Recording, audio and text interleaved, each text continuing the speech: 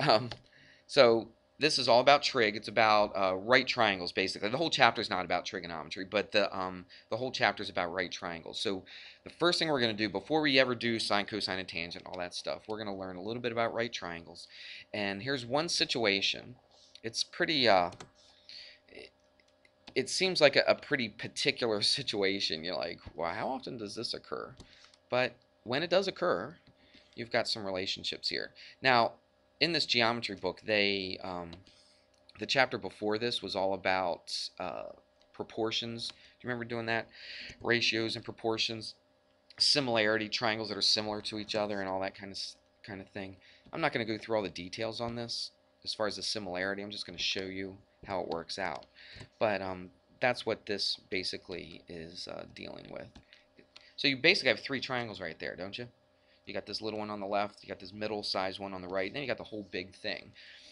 Again, I'm not going to go through and say why they're similar to each other, but they are. All three of those are similar to each other. They actually go through in this book and show you how they come up with the stuff that I'm going to show you right now. So what we're going to do is we're going to look at the three sides, and there's relationships between these three sides. So what do we have? We got a big right triangle. See that big triangle right there? And in fact, they're all three right triangles, aren't they? Okay, so you've got this triangle, this big triangle right here. Excuse me, is a right triangle. And then you have this thing drop down to here. Now, it's been a while since you've had algebra and stuff. We call that an altitude. You ever remember that word from geometry?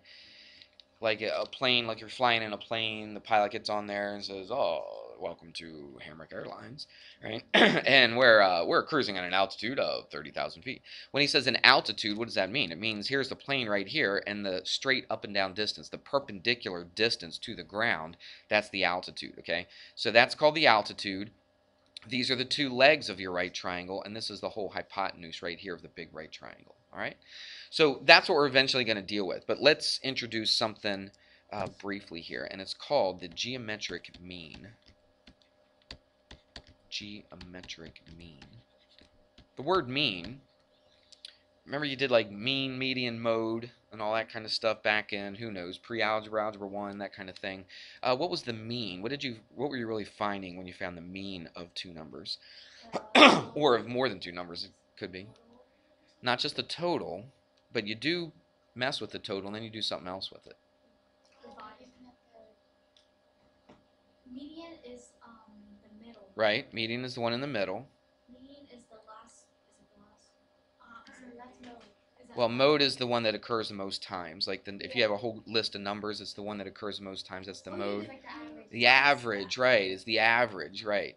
So this is kind of like a geometric average. It's not a true average. So I'm going to give you two numbers. You're not going to just add them up and divide by 2. All right, that would be a regular mean, a regular average. Okay, and they call it an arithmetic mean for arithmetic, right? Sounds real cool, doesn't it? Arithmetic, all right. But this is a geometric mean. I'm not really sure exactly how to explain it as far as, because I'm not sure if I really know the the difference between a geometric mean and a regular, arithmetic mean. But we're just going to figure out how to do it. Okay, that's all you care about anyway, right? How to answer the questions. Okay, so what we're going to do, a geometric mean is actually a ratio. It's a proportion. So it's two ratios set equal to each other. So this is like a fraction bar and this is a fraction bar, and you got an equal sign in between. Okay, so the geometric mean, let's do this in a different color. The geometric mean would go right here and also right here. It's the same number, okay? I called them both x, so it's the same exact number. So in order to find the geometric mean, when I set it up, I'm going to put one variable here and the same exact variable down here. Now notice, they're diagonal to each other. We don't put one on top and one directly below it, right? So they have to be diagonal. Now I could also I could have put it right here and here. Does that make sense? Because they're diagonal to each other as well. So the question is going to say, find the geometric mean between these two numbers. All right, find the geometric average between these two numbers, and they'll give you a couple numbers. Let's just make something up. Let's say it'll say find the geometric mean between 3 and 5. All right, so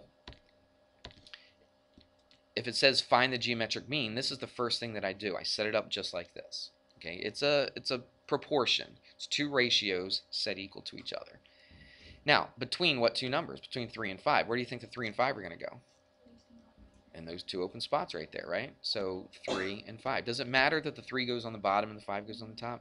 No, because what are we going to do? We have a process to solve for this. What's that process?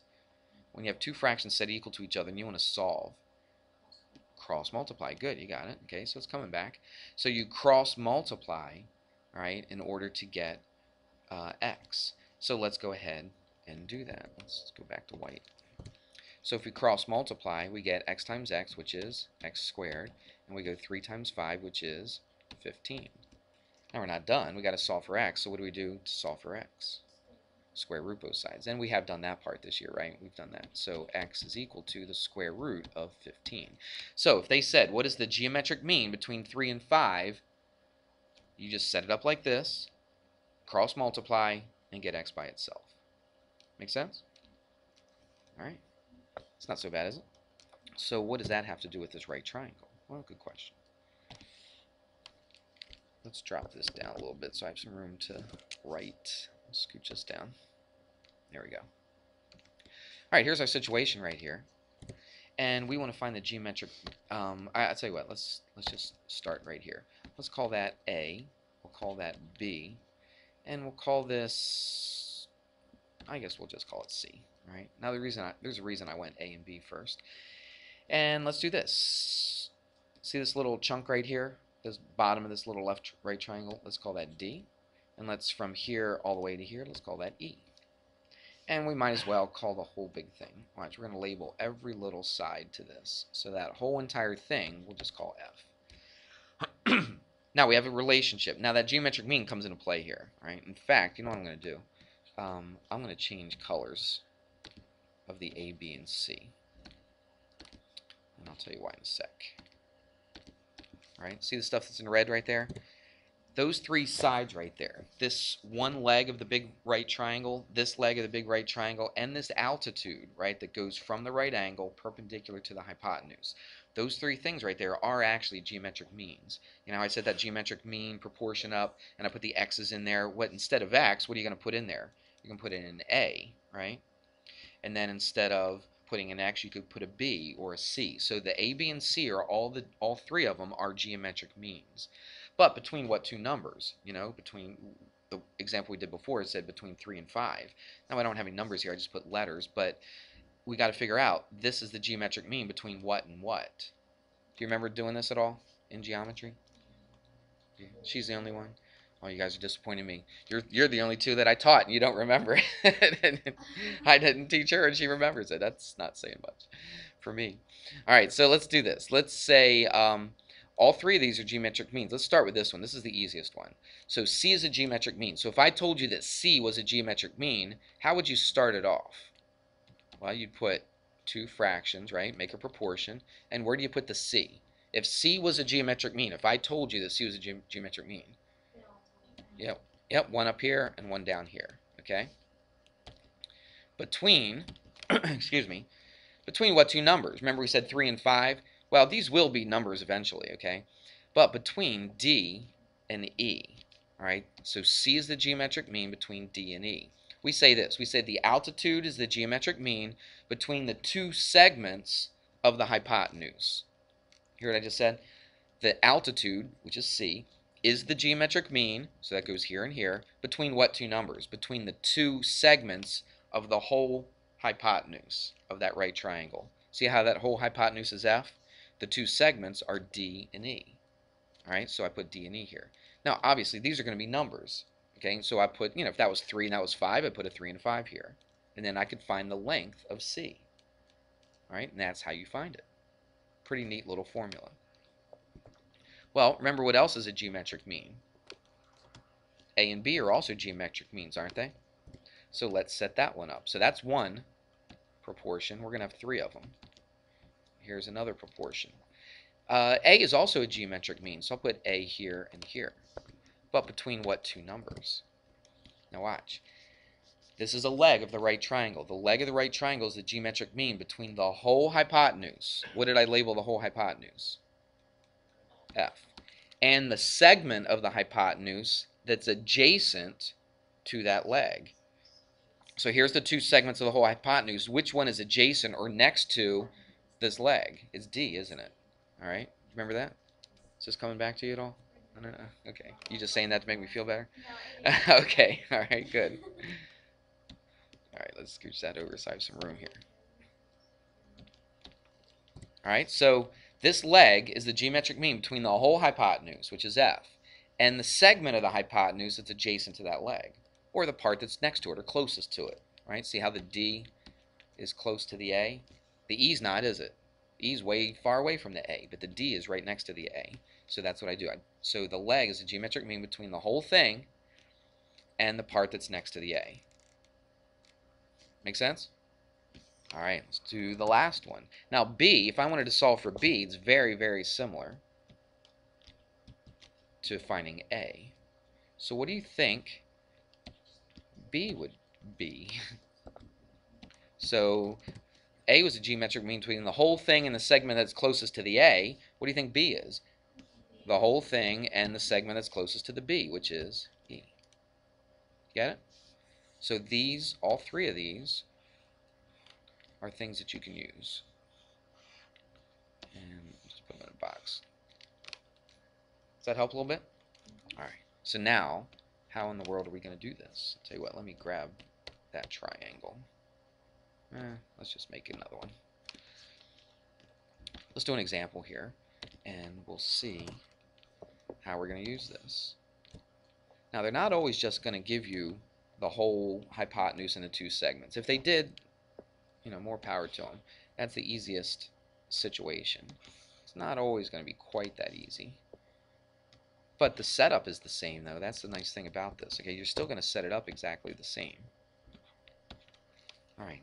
Let me find a nice little example here. All right, here's one, and this is set up about as basic and as easy as you can get. All right, we'll say that little bit right there is 5. We'll say this is 20. And they ask to solve for x, y, and z. So we'll call that y and we'll call that z. So this is straight exactly from what we just finished doing, okay? So this shouldn't be too bad. Let's solve for x first. All right, so x is a geometric mean, isn't it? Remember, the altitude and the two legs of the big right triangle are all geometric means. So x is a geometric mean, so I set it up like this. I put the x here and the x here. Between what two numbers? What numbers do I put in there?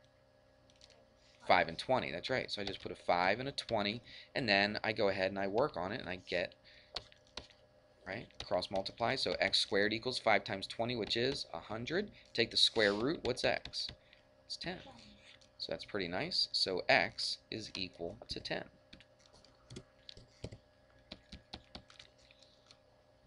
We good? Now, technically, if you find this, you could actually find y without even doing geometric mean, couldn't you? Because this is a right triangle, isn't it? And you've got Pythagorean theorem. If you wanted to, you could do that, couldn't you? All right. But we're learning the geometric mean, so let's do it with the geometric mean. All right. So y is also a geometric mean. So I'm going to put the y here and the y here. Between what two numbers?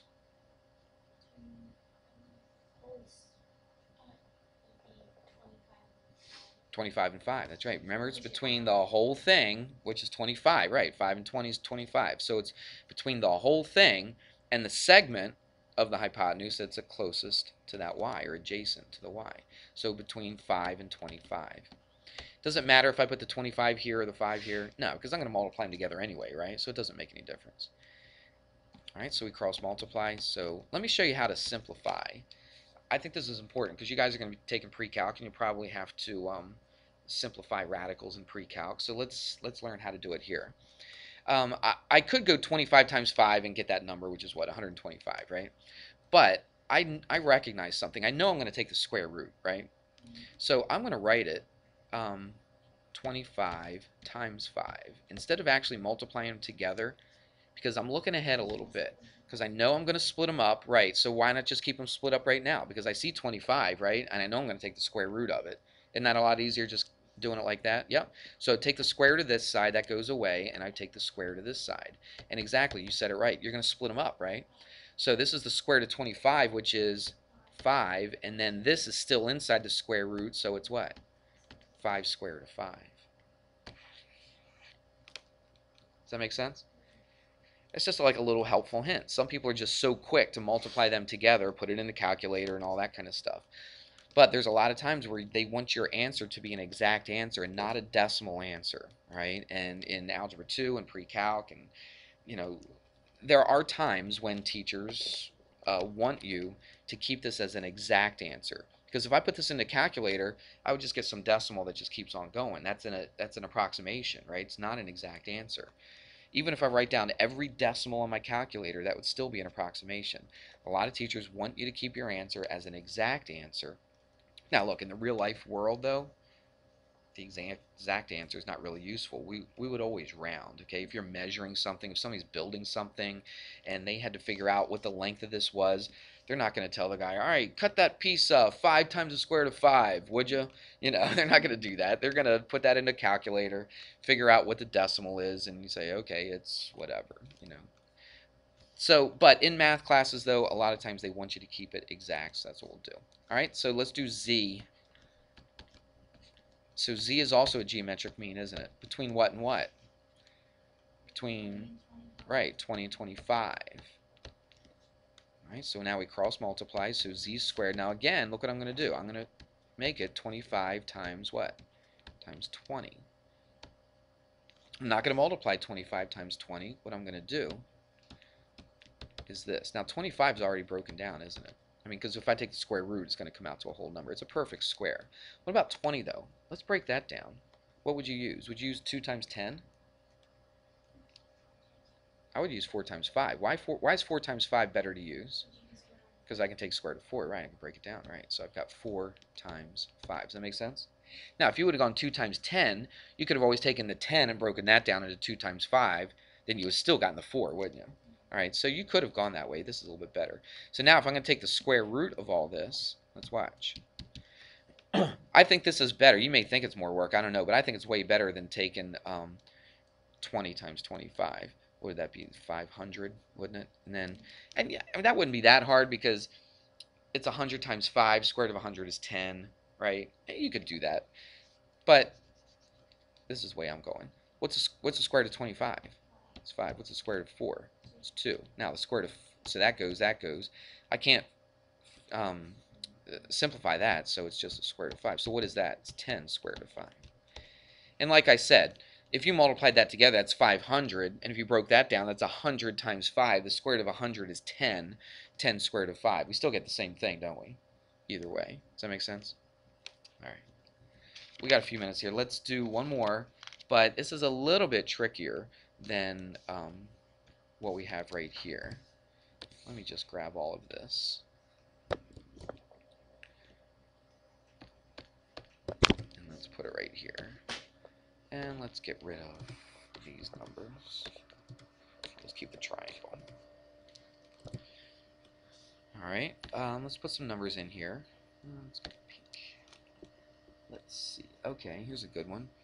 They say that's 12. Now, this time, look, the altitude, they actually tell you the altitude. Okay, they don't ask for it. They tell it to you.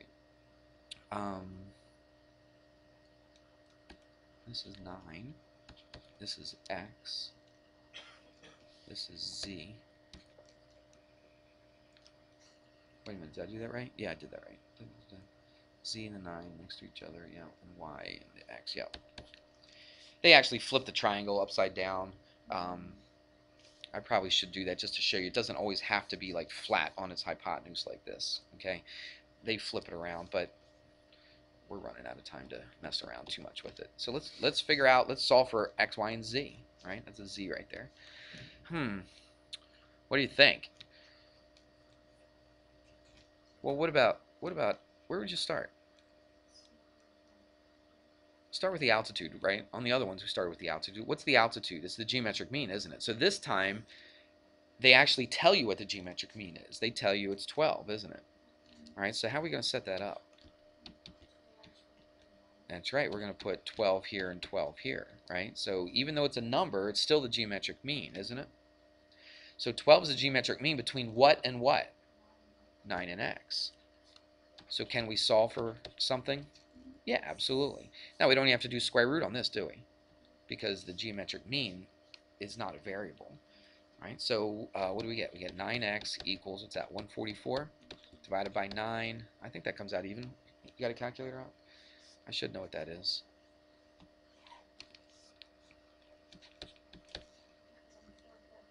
Yeah, 144 divided by 9. Pretty sure it comes out even. I should know what it is, but I don't. 16. Okay. All right, so x is 16. We'll write that in right there. So that was a little bit different, wasn't it? Because the geometric mean was actually a number, and so far the geometric means have just been variables, right? The one example that we've done. All right, so that was a little bit different. What else? Let's solve for z. All right, let's solve for z right there. So z is a geometric mean, isn't it? So I put z right here and z right here. Between what and what? Between the whole thing, which is 25, right? And the segment that's adjacent to it, which is 9. And then we cross multiply. So z squared equals. Now don't go 25 times 9. You recognize that, don't you? Because if I take the square root, we can do this in our head, can't we? What's the square root of 25? Square root of 9. 5 times 3, 15. Alright? So that's what z is. I'll put it right here. It's pretty easy, isn't it? And let's do y now. So let's set it up. Y is a geometric mean between what and what? Yep, 16 and 25. Right? Again, between the whole thing and the segment that's next to or adjacent to, right, that y right there. And again, this works out nice and pretty. They made this really easy. So it's 25 times 16, and you take the square root.